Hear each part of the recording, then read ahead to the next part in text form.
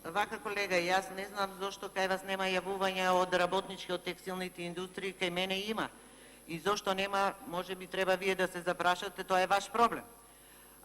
Друго што сакам да кажам, и јас, вие не сме економисти, меѓутоа логиката кажува сосема нешто друго. Вие велите дека покачувањето е заради субвенционирањето на придонесите од задолжително социјално осигурување, кој што нели сега ќе го прави оваа влада, па на тој начин доаѓа до големување и на минималната и на просечната плата.